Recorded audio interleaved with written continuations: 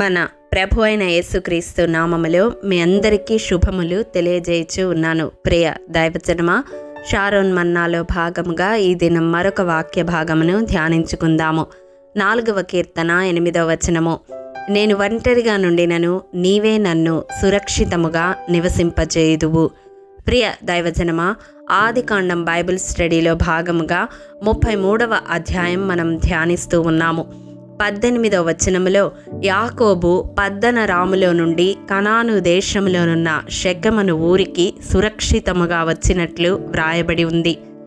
ప్రియ దైవజనమా, పద్దనరాములో యాకోబు ఒంటరిగా ఉన్నప్పటికీ దేవుడు అతనిని సురక్షితముగా నివసింపచేసి సమృద్ధినిచ్చి ఆశీర్వదించి తిరిగి సురక్షితముగా తండ్రి యొక్క దేశానికి తీసుకొని వచ్చాడు.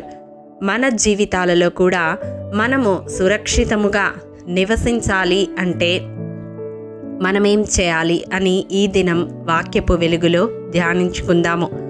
మొదటిగా మనం చూసినట్లయితే సామెతల గ్రంథం 1వ అధ్యాయం 33వ వచనం ప్రకారం మన జీవితాలలో దేవుని ఉపదేశమును అంగీకరించు వారముగా మనముంటే కీడు వస్తుంది అన్న భయము లేకుండా నెమ్మదిగా జీవిస్తాము, సురక్షితముగా నివసిస్తాము. రెండవదిగా చూసినట్లయితే లేవీయ కాండం 25వ అధ్యాయము 17-18 వచనాల ప్రకారం దేవుని ఉపదేశాన్ని అంగీకరించడం మాత్రమే కాదు కానీ వాటిని గైకొని అనుసరించి నడుచుకునే వారముగా ఉంటే మనము సురక్షితముగా నివసిస్తాము. మూడవదిగా రూతు గ్రంథము 2వ అధ్యాయం 12వ వచనం ప్రకారం రూతు వలె దేవుని రెక్కల నీడను ఆశ్రయించే వారముగా ఉండాలి. ఆయన రెక్కలు మనకి క్షేమాన్ని, భద్రతను ఇస్తాయి, సురక్షితముగా నివసింపజేస్తాయి. నాలుగవదిగా సామెతల గ్రంథము 18వ అధ్యాయము 10వ వచనం ప్రకారం దేవుని నామమును ఆశ్రయించే వారముగా ఉండాలి. యెహోవా నామము బలమైన దుర్గము కాబట్టి మన క్లిష్ట పరిస్థితుల్లో దేవుని నామమును ఎత్తిపట్టి మనం ప్రార్థించినప్పుడు దేవుడు మనలను సురక్షితముగా నివసింపజేస్తాడు. ఐదవదిగా సామెతల గ్రంథం 29వ అధ్యాయం 25వ వచనం ప్రకారం దేవుని యందు నమ్మిక ఉంచేవారముగా ఉండాలి. ఆయన మనలను సురక్షితముగా నివసింపజేస్తాడు అని హృదయపూర్వకముగా విశ్వసించేవారముగా ఉండాలి. చివరిగా 16వ కీర్తన 8-9 వచనాల ప్రకారం నిత్యము మన గురి దేవుని మీద నిలిపే వారముగా ఉండాలి. ప్రియ దైవజనమ, ఈ దినాలలో సురక్షితముగా జీవించడానికి, బిడ్డలను సురక్షితముగా జీవింపచేయాలనే తలంపుతో మానవ ప్రయత్నాలు ఎన్నో చేస్తూ ఉంటాం. ఏవేవో గురి కలిగి ప్రయాసపడుతూ ఉంటాము. కానీ సదాకాలము దేవుని యందు గురి నిలిపే వారముగా మనముంటే కృపాక్షేమములు మన వెంట వస్తాయి. ఎందుకంటే ఆయన మనకు కాపరిగా ఉండి మనలను నడిపిస్తాడు. దేవుని నడిపింపులో మనముంటే నిత్యము సురక్షితముగా ఉంటాము. కాబట్టి ఈ రీతిగా దేవుని ద్వారా సురక్షితముగా మనందరము నివసించాలని హృదయపూర్వకంగా ప్రార్థిస్తూ మీరు కూడా ఈ ప్రార్థనలో ఏకీభవించాలని కోరుతూ ఉన్నాను. మమ్మల్ని మిక్కిలిగా ప్రేమించిన మా ప్రియ పరలోకపు తండ్రి, మీ పరిశుద్ధ పాదములకు వందనాలు దేవా. విత్తబడిన వాక్యమును ప్రతి హృదయములో నూరంతలుగా ఫలింపచేయండి నాయన.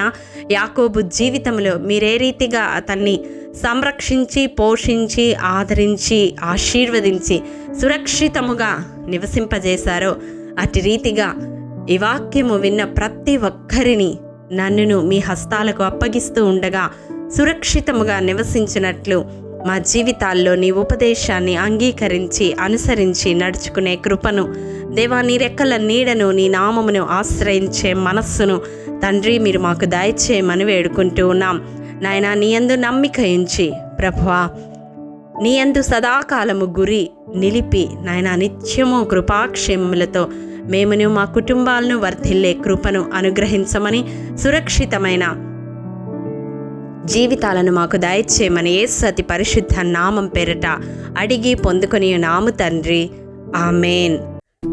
ప్రియ దైవజనమా, అనుదినము షారోన్ మన్నా ద్వారా అడగబడుచున్న నెంబర్ ఇన్ బైబిల్ క్విజ్ ప్రశ్నలకు సమాధానములు ప్రతి నెల మొదటి వారము కామెంట్ బాక్స్లో పోస్ట్ చేయబడతాయి. కాబట్టి గమనించి మీకు తెలియని ప్రశ్నలకు సమాధానములు తెలుసుకొనగలరని ప్రభు పేరట మనవి చేయుచూ ఉన్నాము. ప్రియ దైవజనమా, ఈ దినం నెంబర్ ఇన్ బైబిల్ క్విజ్ ప్రశ్న: మందిరము పైన గుడారముగా మేక వెంట్రుకలతో చేసిన తెరలు ఒకదానితో ఒకటి కూర్చుటకు ఏ లోహమునకు చెందిన 50 గుండీలు ఉపయోగించారు? మీ సమాధానం మాకు తెలియజేస్తారు కదూ. ప్రభు కృప మనందరికీ తోడైండునుగాక. ఆమేన్. ప్రియ దైవజనమా, ఈ దినము జన్మదినము, వివాహ దినము జరుపుకుంటున్న వారికి షారోన్ గ్రూప్ తరపున హృదయపూర్వక శుభాకాంక్షలు తెలియజేయుచూ ఉన్నాము. దేవుడు శ్రేయస్కరమైన ఆశీర్వాదములతో ఈ సంవత్సరాది నుండి సంవత్సరాంతము వరకు మిమ్ములను నింపాలని ప్రార్థిస్తూ ఉన్నాము. ఆమేన్.